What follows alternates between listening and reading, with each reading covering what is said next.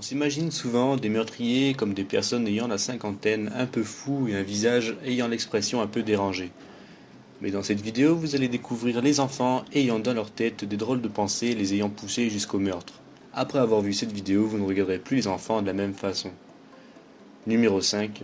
À 10 ans, Marie-Belle s'attaquait aux jeunes garçons en Angleterre.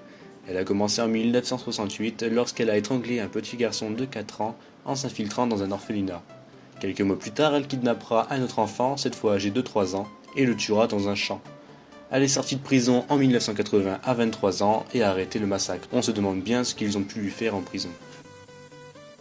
Numéro 4. John Venab et Robert Thompson étaient âgés de 10 ans lorsqu'ils commettent l'irréparable en 1993. Ils rencontrèrent un petit enfant âgé de 2 ans dans un centre commercial, puis décidèrent de l'emmener sur les lignes de chemin de fer à plus de 4 km. Durant le trajet, ils lui jetèrent des pierres sur la tête. Arrivés au chemin de fer, les deux lui lancèrent de la peinture dans les yeux, puis le lapidèrent et le frappèrent avec des briques. Quand le massacre fut terminé, ils posèrent le petit enfant de 2 ans bien amoché sur les chemins de fer, afin qu'il se fasse percuter par un train. Les deux furent condamnés à seulement 8 ans de prison.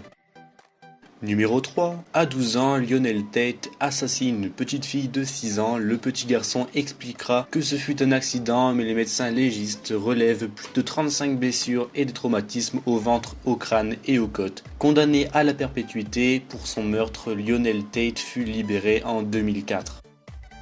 Numéro 2. Le 3 novembre 1998, une fille de 8 ans se volatilise. Quelques jours plus tard, une voisine des parents de la petite fille constate une fuite sur le matelas à eau de son fils Joshua Phillips. En inspectant de plus près le matelas de son fils, Madame Phillips découvre le cadavre de la petite disparue. Alors âgé de 14 ans, Joshua Phillips explique qu'il jouait au baseball avec Maddie lorsque le drame s'est produit et qu'elle a reçu un coup de batte dans l'œil. Pris de panique, il aurait traîné la petite fille dans sa chambre, puis l'aurait étranglée pendant près de 15 minutes avec son câble de téléphone. Cela ne fonctionnant pas, il l'aurait poignardée plus de 10 fois. Et nous terminons avec le numéro 1. Graham Young est passionné par les tueurs en série depuis son plus jeune âge. À 14 ans, il a voulu tenter d'expérimenter ces choses sur sa famille. Sa belle-mère meurt étrangement en 1962. À l'école, quelques semaines plus tard, les professeurs remarquent un comportement suspect, ainsi que des notes et des dessins d'hommes mourants. Il se fait arrêter et placé dans un hôpital psychiatrique où il empoisonnera d'autres patients. Il est libéré à l'âge de 23 ans. Il continuera quand même à empoisonner 70 personnes dont 2 ne survivront pas. Il sera ensuite envoyé en prison pour les restants de ses jours.